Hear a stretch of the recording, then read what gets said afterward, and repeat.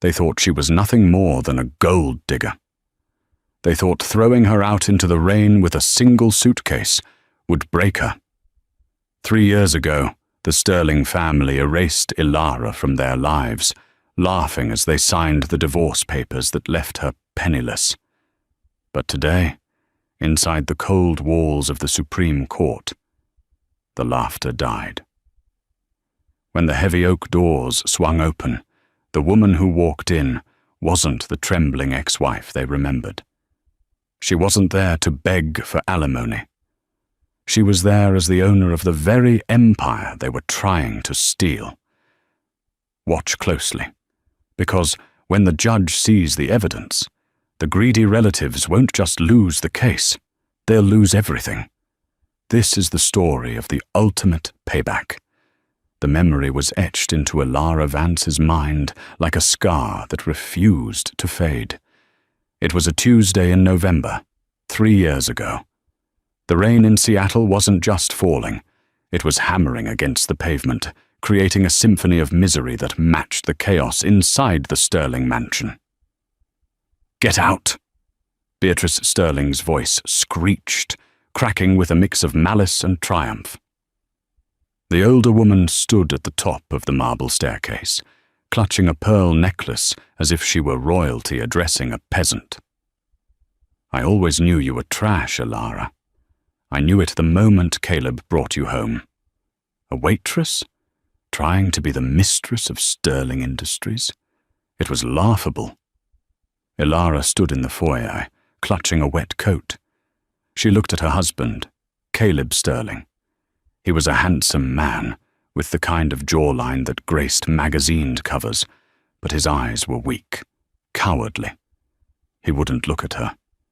He stared at the expensive Persian rug, swirling a glass of scotch. "Caleb?" Ilara's voice was barely a whisper. "Are you really going to let your mother do this? We've been married for 5 years. I built the logistics system for the company. I saved you from bankruptcy." "You did your job," Caleb muttered, finally glancing up, his expression cold. "But you don't fit the image, Ilara. We're moving into the global market. I need a wife who understands high society, not someone who smells like domesticity. Besides, Mother found the prenup holds up. You get nothing." Lydia, Caleb's sister, was leaning against the doorframe, scrolling on her phone. She didn't even look up as she delivered the final blow. "Security is already here, Ilara. Don't make a scene. It's embarrassing enough that we're related by law. Let's not prolong the mistake." Ilara had left that night with one suitcase, a broken heart, and a secret she hadn't had the chance to tell them. She was pregnant, but the stress of that night, the cold, and the sheer devastation took that from her 2 weeks later. That was the fuel. That was the fire. Present day. The atmosphere inside courtroom 4B of the Superior Court was stifling. The air conditioning hummed, but it did nothing to cool the tension radiating from the plaintiff's table. Beatrice Sterling, 3 years older, but looking infinitely more brittle, adjusted her designer silk scarf. She leaned over to Caleb. "Straighten your tie. You look like a nervous schoolboy. We have this in the bag." Caleb Sterling, now the CEO of Sterling Industries in name only, everyone knew Beatrice pulled the strings, nodded frantically. "I know, Mother. But are you sure about this lawsuit? Suing Vanguard Holdings for patent theft? They are a ghost company. No one even knows who the CEO is." "That's exactly why we will win," Beatrice hissed. "They used our technology, the Sterling Streamline algorithm. It's ours. This Vanguard company popped up out of nowhere 2 years ago and started dominating the market. They stole it from us. Judge Harrison Thorne is presiding. He's a traditionalist. He'll see a legacy family like ours being robbed by some faceless shell company, and he'll hand us their assets on a silver platter." Lydia sat on the other side of Beatrice, checking her reflection in a compact mirror. I already picked out the vacation home in Tuscany we're buying with the settlement money. Can we hurry this up? This courtroom smells like dust and poor people. Their lawyer, a shark named Arthur Penders, slammed his briefcase onto the table. Keep your voices down, Penders whispered. Judge Thorne is entering. All rise, the bailiff bellowed. Judge Harrison Thorne walked in. He was a man of immense stature, known in the legal community for his no-nonsense attitude and his terrifyingly sharp memory. He didn't care about wealth, he cared about the law. He adjusted his spectacles and looked down at the paperwork. Docket number 405, Judge Thorne announced, his voice deep and resonant. Sterling Industries versus Vanguard Holdings. Claim of intellectual property theft and corporate espionage. Are all parties present? Arthur Penders stood up, buttoning his suit jacket. Yes, Your Honor. The plaintiffs are ready. The judge looked at the defense table. It was empty, save for a single briefcase and a young, nervous-looking junior associate named Timothy. And the defense? Judge Thorne asked, raising an eyebrow. Timothy stood up, his hands shaking slightly. Your Honor, lead counsel is... She's just arriving. She apologizes for the delay. The elevators in the building are malfunctioning. Beatrice let out a loud, derisive snort that echoed in the silent room. Typical, she whispered loudly to Caleb. They don't even respect the court. We've won before we've even started. Judge Thorne's eyes snapped to Beatrice. Mrs. Sterling, if you have something to share, you may take the stand. Otherwise, silence. Beatrice soured, pressing her lips into a thin line. We will wait 5 minutes, Judge Thorne said. If the representative for Vanguard Holdings is not here by then, I will hold them in contempt. The clock on the wall ticked. It was the sound of impending doom, though the Sterlings thought it was the sound of victory. While the court waited, the Sterlings grew more emboldened. The silence of the courtroom gave them space to whisper, and their whispers were filled with venom. Can you believe the audacity? Lydia murmured, leaning forward. Whoever runs Vanguard must be some amateur tech bro from Silicon Valley who thought he could copy our code. I bet he's terrified to show his face. Caleb looked at the empty defense table. I don't know, Lydia. Vanguard grew fast, faster than we did. They secured contracts with the Defense Department last month. That's not amateur work. Stolen work, Beatrice corrected him sharply. They built that empire on the foundation we laid. Specifically, the logistics framework. There was a bitter irony in Beatrice's words. The logistics framework she was referring to, the Sterling Streamline, hadn't been written by Caleb. It hadn't been written by their expensive development team. It had been written by Alara late at night at the kitchen table while Caleb was out partying with clients. Ilara had been a genius coder before she was a wife, a fact the Sterlings ignored because it didn't fit their narrative of her being a gold-digging waitress. I hope the judge liquidates them, Caleb said, trying to sound tough for his mother. We need that capital, Mother. The merger with the European partners is stalling.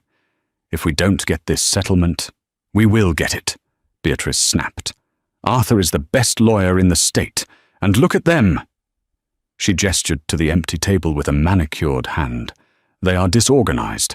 Chaos implies guilt. Arthur Penders, the lawyer, leaned back. Mrs. Sterling is right. In civil court, appearance is half the battle. Showing up late to Judge Thorne's courtroom? It's suicide. I'll move for a default judgment if they aren't here in 60 seconds. Do it, Beatrice grinned. I want to see them crushed.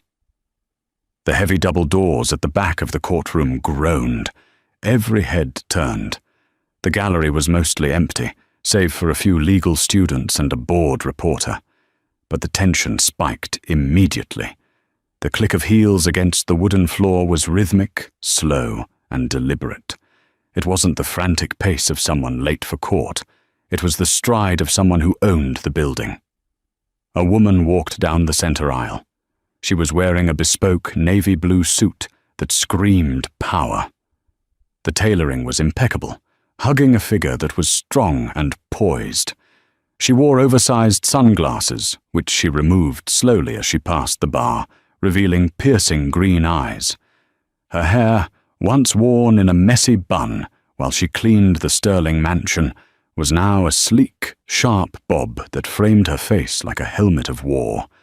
She carried no heavy files, just a single, slim tablet. Caleb Sterling felt his breath hitch in his throat. He knew that walk. He knew the curve of that jaw, but his brain refused to process it. It couldn't be.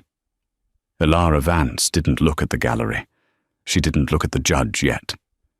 She stopped directly in front of the Sterling family's table. Beatrice's mouth fell open. The smug smile vanished, replaced by a look of sheer confusion that quickly morphed into horror. "You!"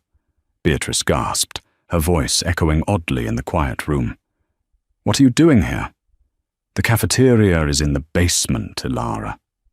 Lydia laughed, a nervous, high-pitched sound. "Did you get a job as a paralegal?"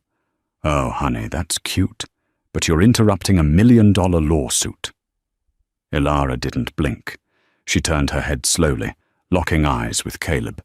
He shrank back, physically recoiling from the intensity of her gaze. It wasn't anger. It was something far worse. Indifference. "I'm not here to serve coffee, Lydia," Ilara said. Her voice was smooth, low, and commanded absolute attention. It was the voice of a woman who had spent the last 3 years screaming into the void and had finally learned to make the void answer back. She turned her back on them and walked to the defense table. She placed her tablet down next to the nervous junior associate, Timothy. Timothy immediately stood straighter, looking at her with reverence. "Good morning, Timothy," she said. "Good morning, Miss Vance," Timothy replied clearly. Arthur Penders, the Sterling's lawyer, stood up, confused. "Your Honor, I object to this intrusion. Who is this woman?" Judge Thorne looked over his spectacles. He didn't look annoyed. He looked intrigued. "State your name for the record, counsel." Ilara looked up at the bench. "I am not the counsel, Your Honor. My name is Ilara Vance." She paused, letting the name hang in the air. "And I am the founder, majority shareholder, and CEO of Vanguard Holdings." The silence that followed was absolute. It was the kind of silence that happens right before a bomb goes off. "That's a lie!" Beatrice shrieked, forgetting all courtroom decorum. She slammed her hand on the table.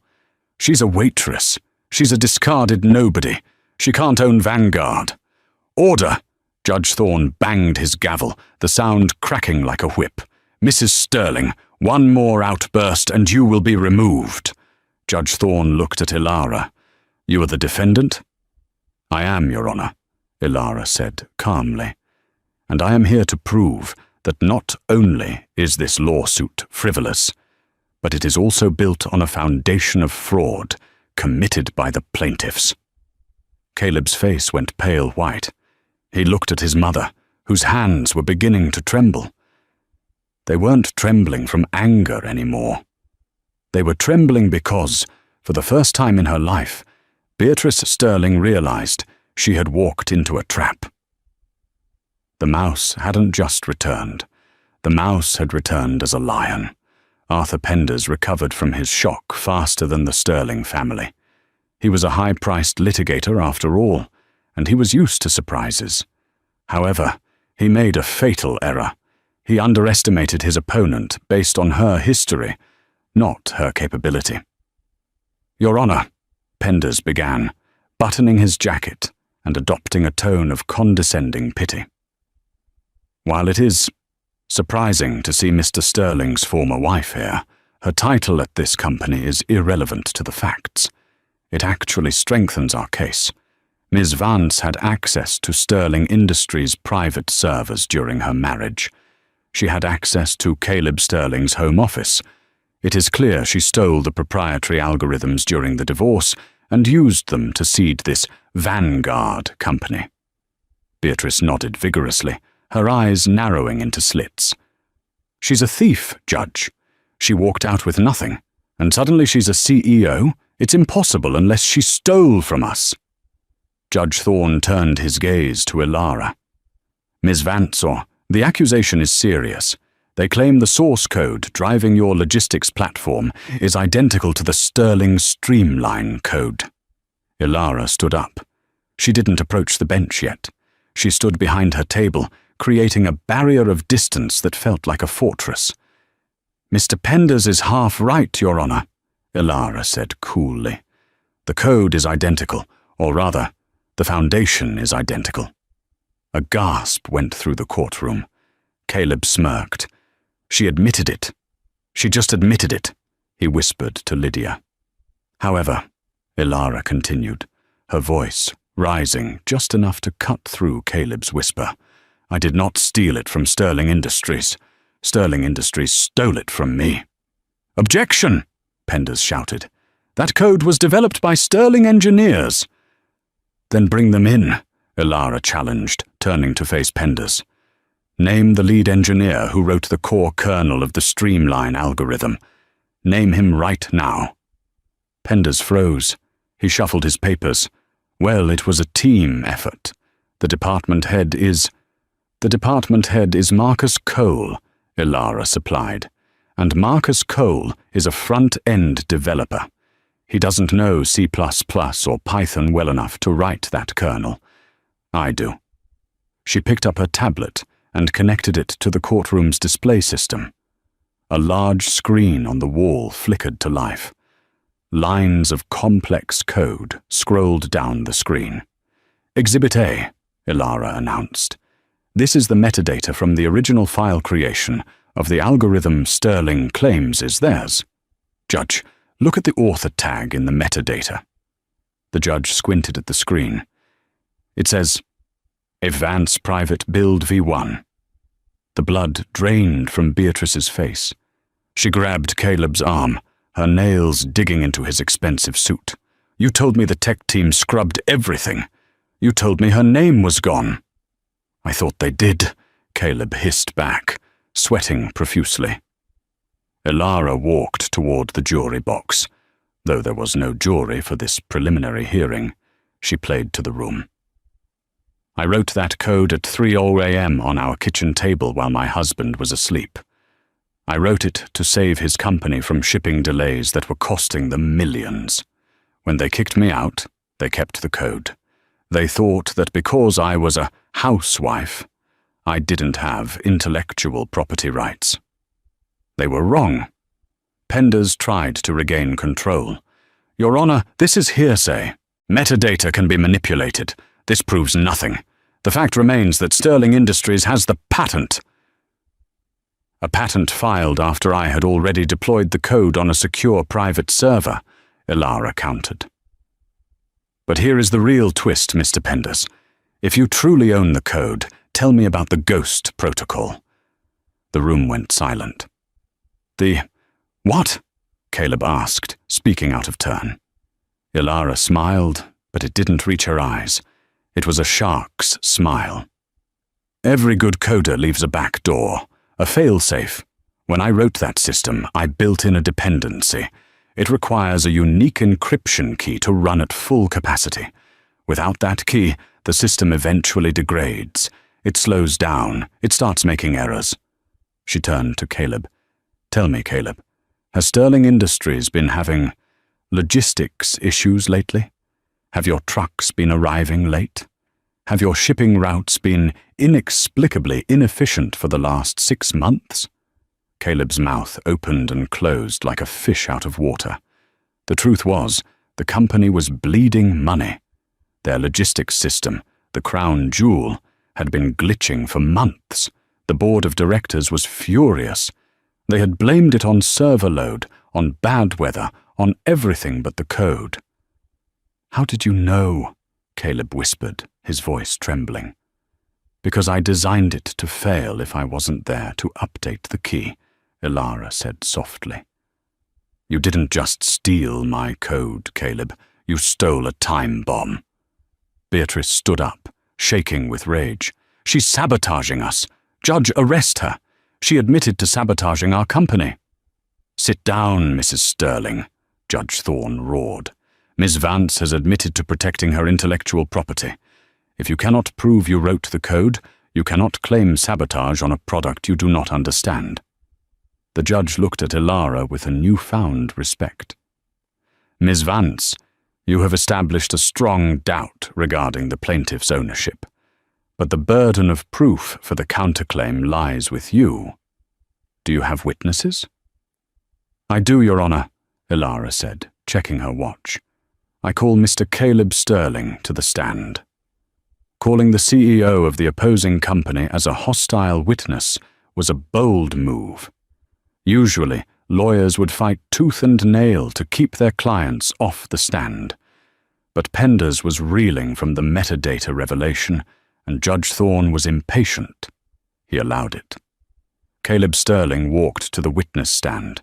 He looked like a man marching to the gallows. He adjusted his tie, cleared his throat, and avoided making eye contact with Ilara. Ilara didn't stay at the defense table. She walked right up to the podium. Up close, Caleb could smell her perfume, a scent of sandalwood and rain that he remembered from their marriage. But it didn't smell like comfort anymore. It smelled like judgment. Mr. Sterling, Ilara began, her voice conversational. You are the CEO of Sterling Industries, correct? Yes, Caleb said, his voice tight.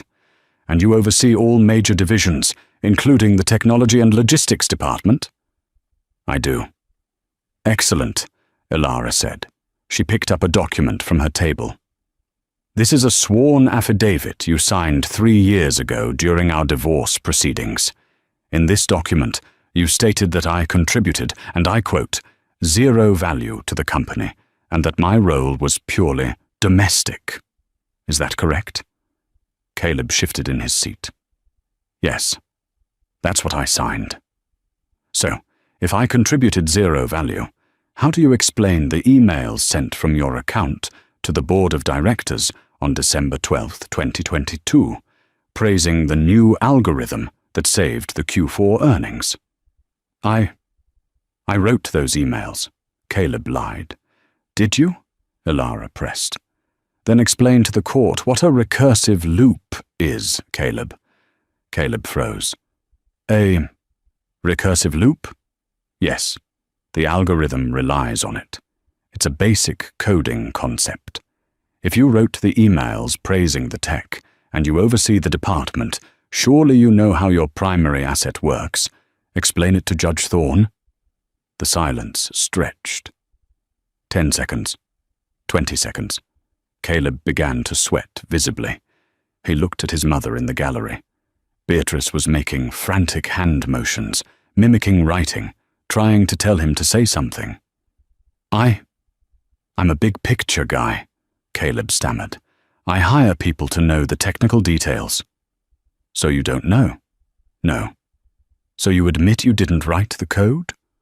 I never said I wrote it personally, Caleb snapped. I said the company owns it. But you claimed in your lawsuit that I stole it. How can I steal something that you don't even understand? How do you know I didn't invent it? Because you're a waitress, Caleb shouted, losing his temper. You were a waitress at a diner when I met you. You didn't go to MIT. You didn't have a degree. You were nothing until I married you. The courtroom gasped at the outburst. It was ugly. It was raw. And it was exactly what Ilara wanted. She stood perfectly still, letting his words hang in the air like a foul smell. I was a waitress. Yes, Ilara said, quietly, her voice full of dignity. I was working 2 jobs to pay for my brother's medical bills. I taught myself to code on a library computer at night because I couldn't afford tuition. I built that algorithm because I loved you, and I wanted your company to succeed." She leaned in closer.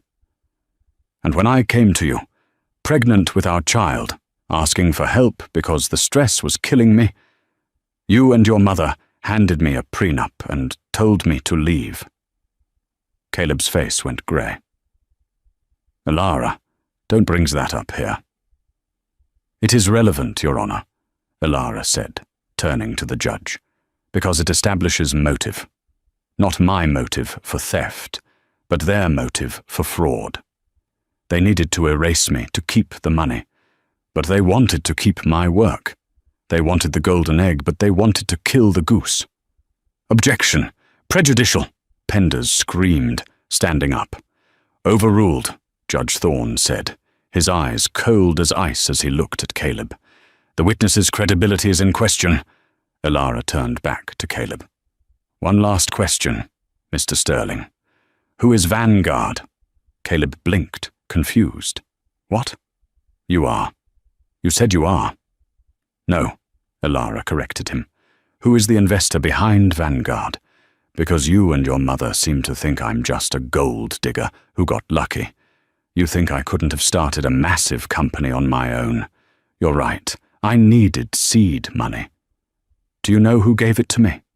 Caleb shook his head. "No." "It was your uncle," Elara said. At the plaintiff's table, Beatrice let out a strangled cry. "Arthur? Arthur Sterling?" "Arthur Sterling," Elara confirmed, looking at Beatrice. "Caleb's late father's brother, the man you forced out of the family 10 years ago because he wasn't ruthless enough. He found me after the divorce. He saw my code. He saw what you did to me. He gave me the check to start Vanguard. He passed away last month, but he left me his entire voting share of Sterling Industries in his will. The bomb dropped. The shockwave was palpable. "That's a lie!" Beatrice screamed, jumping to her feet. "Arthur hated everyone. He wouldn't give you shares." Elara pulled a thick document from her briefcase.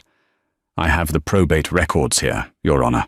I currently own 15% of Sterling Industries, which means—" She paused, a small smile playing on her lips. "I am technically suing my own company, and as a major shareholder, I am calling for a vote of no confidence in the current CEO." Caleb slumped back in the witness chair. He looked broken. He wasn't just losing a lawsuit anymore. He was losing his legacy. But Beatrice wasn't done. She was a cornered animal, and she had one card left to play, a card so dirty, so personal, that even Penders, her lawyer, didn't know about it. Beatrice reached into her oversized Hermes bag and pulled out a manila envelope. She waved it in the air. "You think you're so smart, Elara," Beatrice shrieked, ignoring the bailiff moving toward her. "You think you can take my son's company? Well, tell the judge about the time you spent in the psychiatric ward. Tell him about the mental instability. I have the records right here. You aren't fit to run a company. You're crazy." The courtroom erupted into chaos. Judge Thorne was banging his gavel. Elara didn't flinch. She looked at the envelope. She knew exactly what was in there. It was the darkest moment of her life, the weeks following the miscarriage when grief had almost consumed her.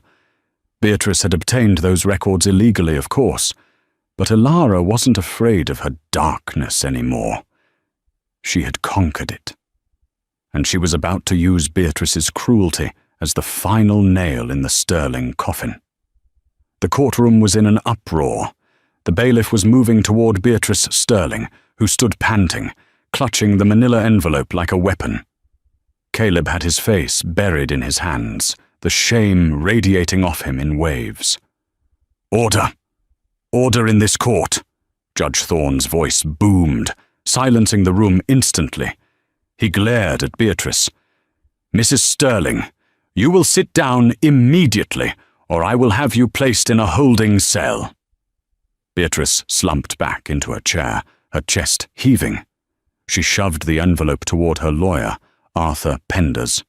"Give it to him," she hissed. Prove she's incompetent." Penders looked at the envelope as if it were radioactive. He knew the rules of evidence. He knew about medical privacy laws. He looked at Beatrice with a mix of horror and disbelief. "Mrs. Sterling, I cannot submit this. We didn't subpoena these records. Where did you get them?" "It doesn't matter," Beatrice snapped, loud enough for the stenographer to type every word. "I paid good money to make sure we knew everything about her. Submit it." Ilara watched this exchange with a cold, tragic calmness. She walked slowly back to her table, but she didn't sit down. She looked at the judge. "Your Honor," Ilara said, her voice trembling slightly. Not from fear, but from the memory of that pain. "The plaintiff is attempting to introduce my private medical records from St. Jude's Hospital, dated November 2022. Judge Thorne looked at Penders. "Counsel, is this true?" Penders wiped sweat from his forehead. "Your Honor, my client asserts that these documents speak to the defendant's mental state regarding the creation of the code." "Hand them here," Judge Thorne commanded. Penders reluctantly handed the envelope to the bailiff, who passed it to the judge. The room held its breath. The only sound was the rustling of paper as Judge Thorne opened the file. He read the first page, then the second. His expression tightened. The lines on his forehead deepened. He looked up, removing his glasses. His eyes were blazing with a quiet, terrifying fury. He didn't look at Ilara. He looked directly at Beatrice. "Mrs. Sterling," the judge began, his voice dangerously low. "These are psychiatric admission records. They detail a patient admitted for severe depressive trauma following a spontaneous miscarriage." Caleb looked up, his eyes red. He hadn't known she was institutionalized. He knew she was sad, but he hadn't known she broke. "She's crazy," Beatrice blurted out again. "She can't run a company." "She was grieving," Judge Thorne roared, slamming his hand on the bench. The sound made everyone jump. "She was grieving the loss of a child, a condition, I might add, that is not a permanent disability, and has zero bearing on her ability to write code or manage a corporation." The judge held up the file. "But more importantly, Mrs. Sterling, I see a time stamp on these printed records. They were printed yesterday morning, from a restricted terminal, which implies that you, or someone in your employ, bypassed hospital security and federal HIPAA regulations to steal this information." Beatrice's mouth opened, but no sound came out. The trap had snapped shut. Ilara stepped forward. "Your Honor, I would like to state for the record that I never told the Sterlings about my hospitalization. I bore that pain alone because they had already thrown me out on the street. The fact that Beatrice Sterling has these records proves she has committed a felony invasion of privacy." Ilara turned to face Beatrice. "You wanted to prove I was broken, Beatrice? You just proved I'm a survivor, and you proved you are a criminal." Judge Thorne closed the folder decisively. "Mr. Penders, I am excluding this evidence. Furthermore, I am referring this matter to the District Attorney's Office for an immediate investigation into how your client obtained these documents." "Your Honor," Penders started. "Silence!" Thorne barked. "I have heard enough. The defense has proven authorship of the code via metadata.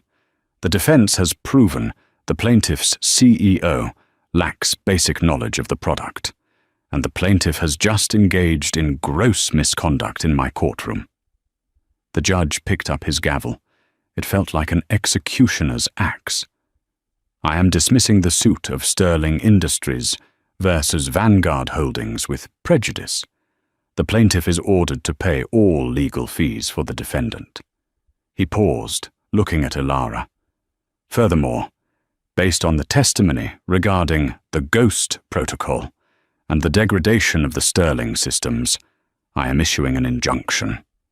Sterling Industries is hereby barred from using the disputed code until they can negotiate a licensing fee with the rightful owner, Ms. Vance. The gavel banged. Crack. "Court is adjourned!" Beatrice screamed. It was a guttural sound of pure frustration. "You can't stop us using the code. The trucks will stop. The company will freeze." Elara gathered her tablet. She walked over to the railing where Caleb sat, looking shell-shocked. "She's right, Caleb," Elara said softly. "Without my key, your system dies in 48 hours. Your stock will plummet to 0. Caleb looked at her, desperation in his eyes. "Elara, please, don't do this. We're family. We were family. Just give us the key. I'll pay you whatever you want." Elara checked her watch. "I don't want your money, Caleb. I have plenty. I want the board meeting. It starts in 1 hour. I'll see you there."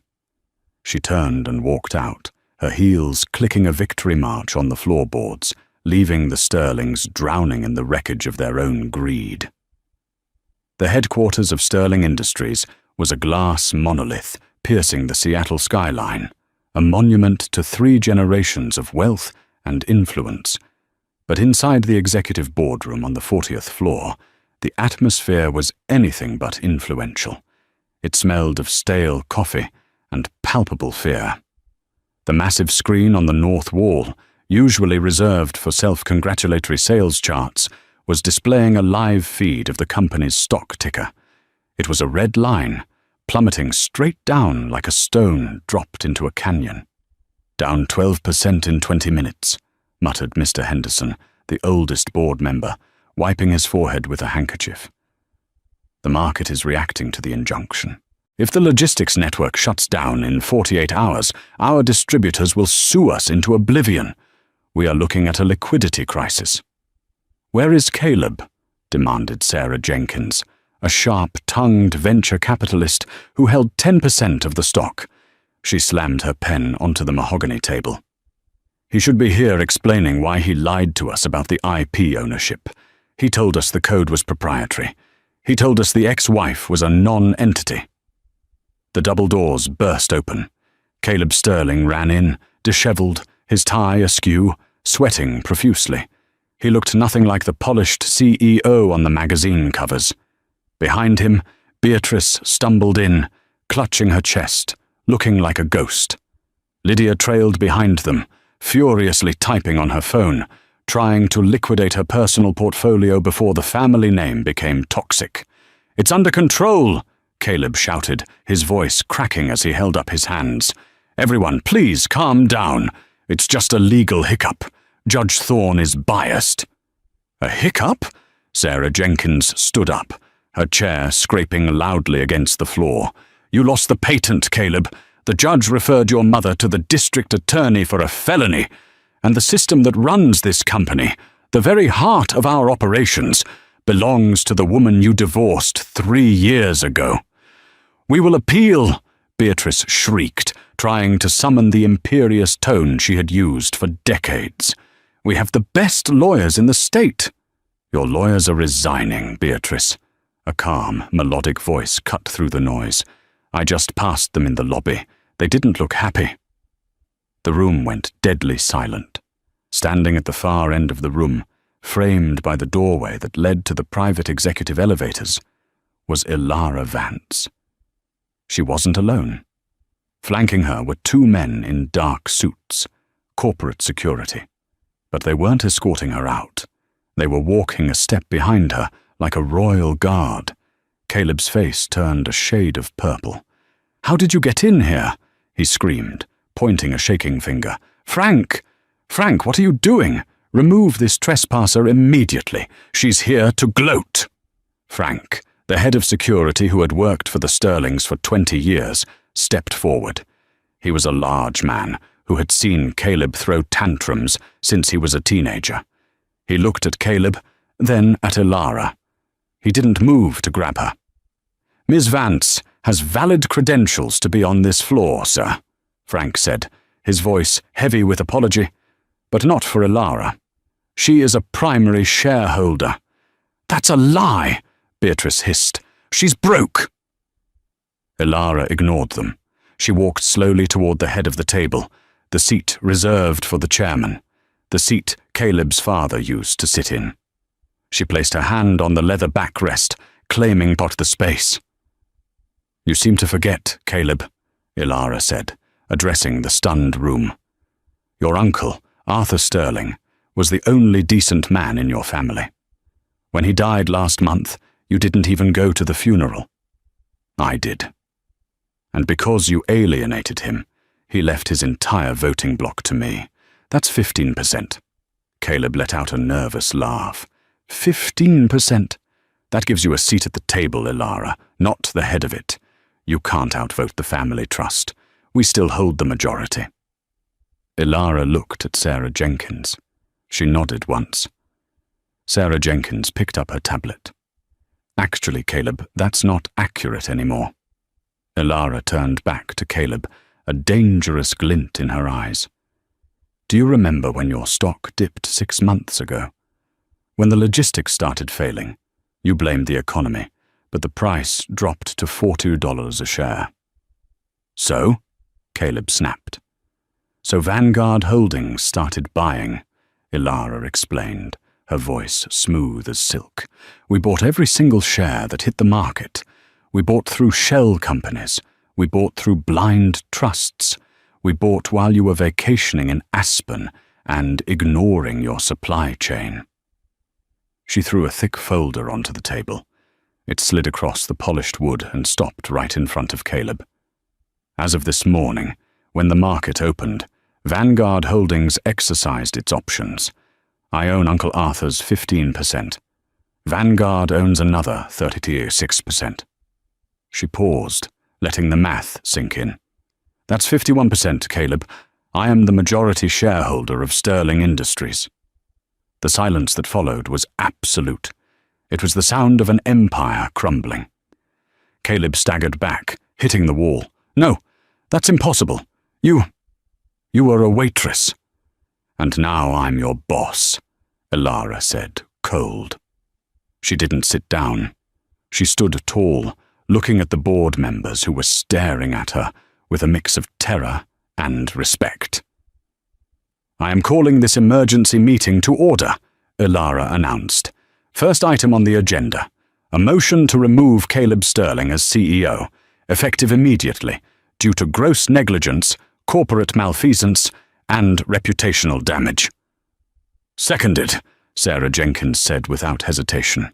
"Thirded," Mr. Henderson said, glaring at Beatrice. "Get him out." "All in favor?" Ilara asked. Every hand in the room went up. Caleb looked frantically around the table. He looked at his sister, Lydia, who was sitting at the far end. "Lydia, put your hand down. We're family." Lydia looked at her brother. She looked at her mother, who was trembling with rage. Then she looked at Ilara, the woman who now controlled the family fortune. Lydia slowly raised her hand. "Lydia!" Caleb screamed, betrayed. "I have a lifestyle to maintain, Caleb," Lydia muttered, refusing to meet his eyes. "And you crashed the stock." "Sorry." "The motion passes unanimously," Ilara stated. "You are fired, Caleb." "You can't do this!" Caleb lunged forward, his face twisted in ugly desperation. "I am a Sterling. This is my name on the building. You are nothing. You are just the help." Frank, the security guard, moved faster than a man his size should be able to. He intercepted Caleb, grabbing him by the arm in a grip of iron. "That's enough, sir," Frank rumbled. Ilara walked around the table until she was inches from Caleb's face. She didn't flinch at his anger. "When you kicked me out," Ilara whispered, her voice low and lethal, "you told me I didn't fit the image of this company. You were right. I didn't. I was honest. I was hard-working. And I was loyal." She leaned in closer. "I would have built this empire for you, Caleb. I would have fixed the code. I would have made you a billionaire. All you had to do was stand up to your mother. But you couldn't. So now, I'm going to rule it alone." Ilara straightened up and pointed to the door. Frank, please escort Mr. Sterling and his mother out of the building. Remove their security badges. Their company cars have been repossessed as of 10 minutes ago. If they resist, call the police. I believe the district attorney is already looking for Mrs. Sterling regarding the stolen medical records." Beatrice let out a wail of despair as a second guard grabbed her arm. "My house, my pension, you can't take it all." "Actually," Ilara said, finally sitting down in the chairman's chair, "the lawsuits for damages against you personally for patent theft, those will likely bankrupt you.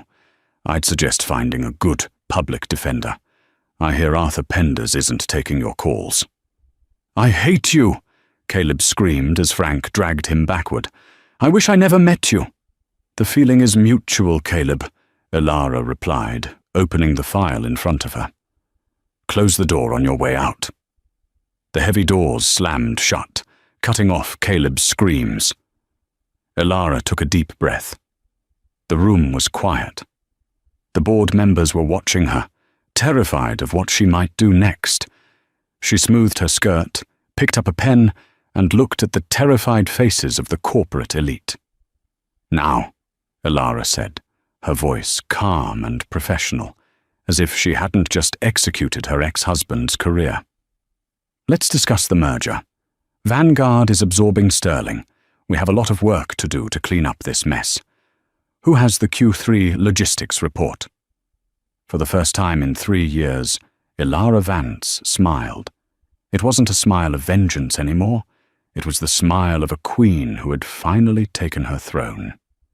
6 months had passed since the gavel fell in courtroom 4B, shattering the Sterling legacy. The seasons had turned, washing away the grey Seattle winter and replacing it with a crisp, blinding spring sun. But for the Sterling family, the winter had never ended. Ilara Vance parked her silver Audi R8 in the driveway of the sprawling estate on Crestview Drive. The engine purred into silence. She sat for a moment, gripping the leather steering wheel, looking up at the house that had once been her prison. The iron gates, which used to be guarded by a security team that sneered at her, were zip-tied open. A massive sign was staked into the manicured lawn where Beatrice used to host her exclusive garden parties. It didn't say "for sale." It said "foreclosure auction, property seized by state." Ilara stepped out of the car. She looked impeccable, in a cream-colored trench coat and heels that cost more than the car she drove when she was married to Caleb. She walked to the passenger side and opened the door. "Come on, Chance." A golden retriever with a slightly limp leg, a rescue she had adopted 2 weeks ago, hopped out. He didn't know this was a place of misery. To him, it was just a big lawn. As Ilara walked toward the front door, she heard shouting.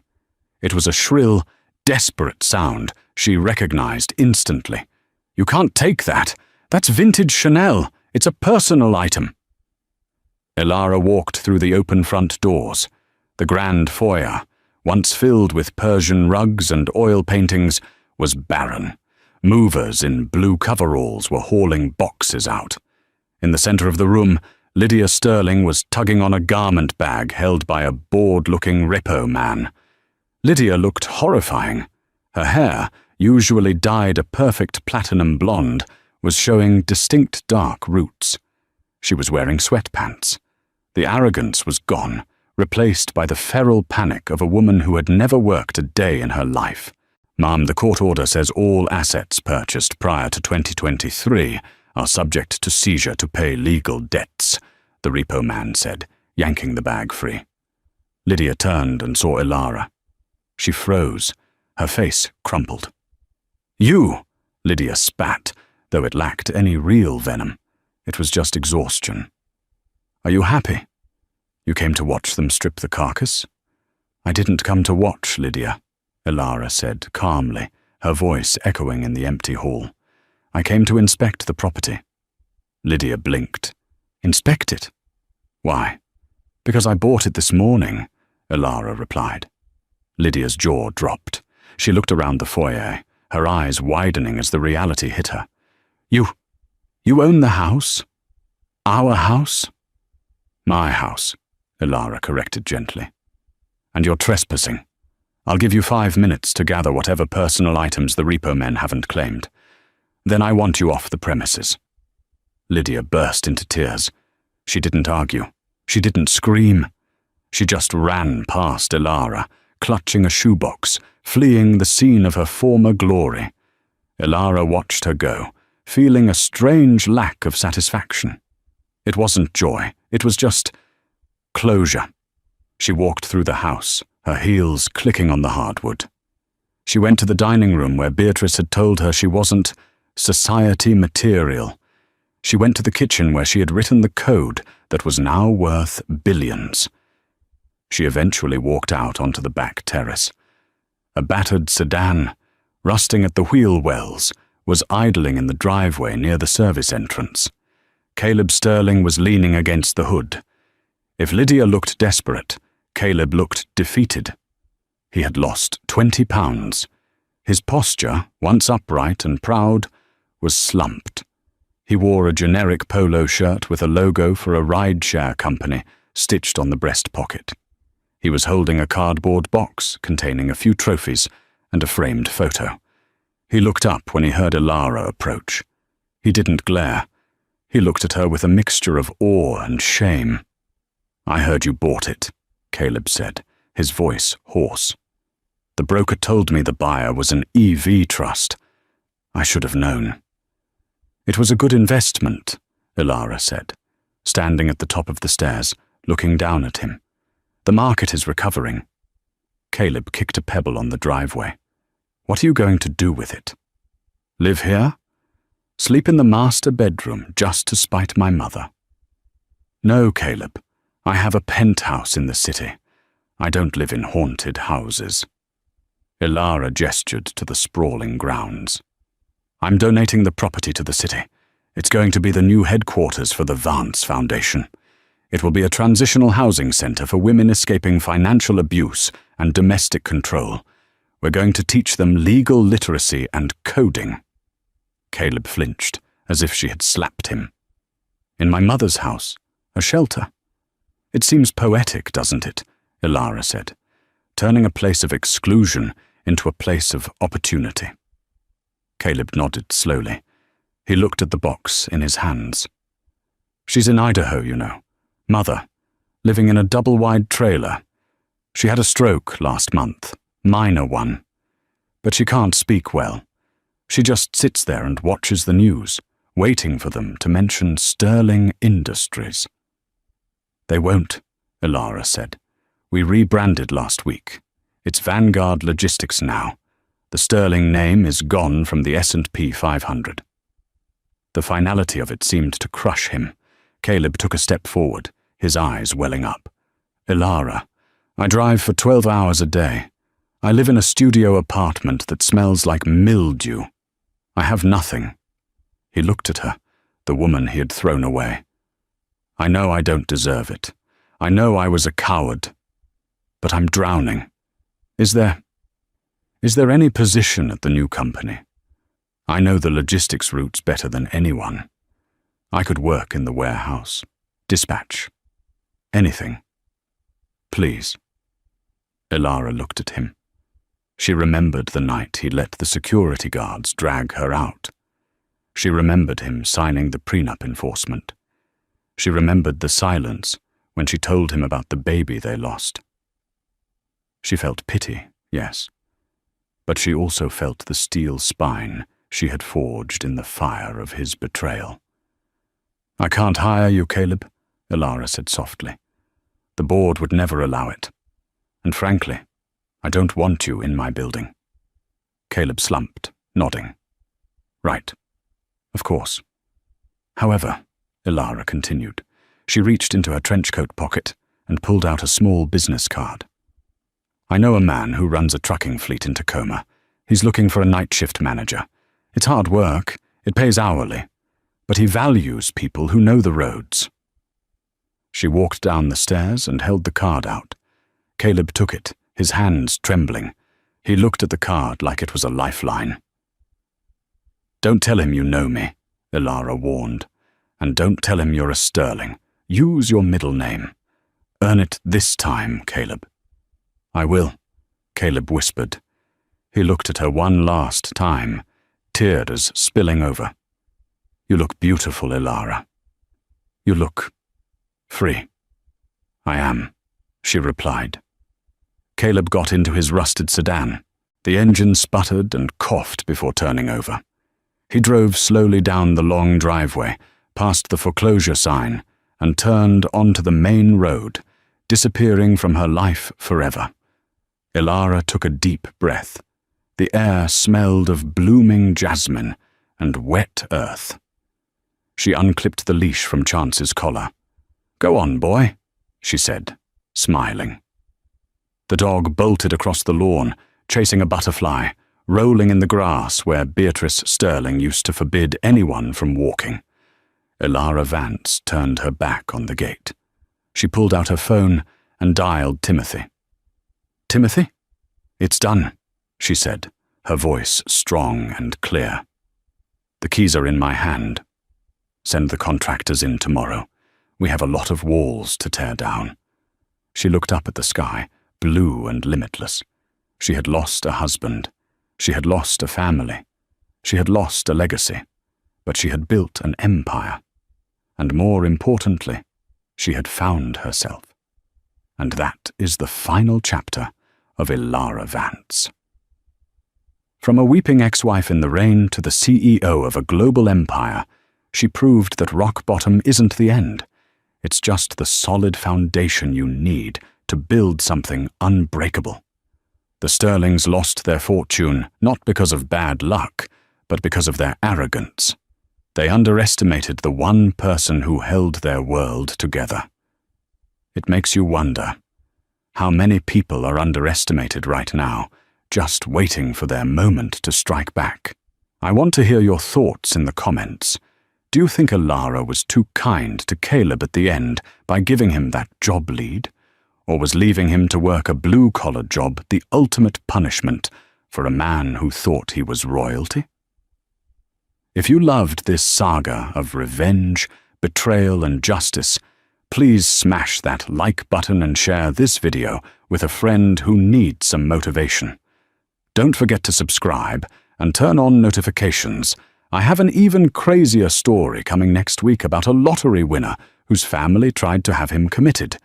You won't want to miss it. Thanks for watching, and remember, be kind, but take no prisoners.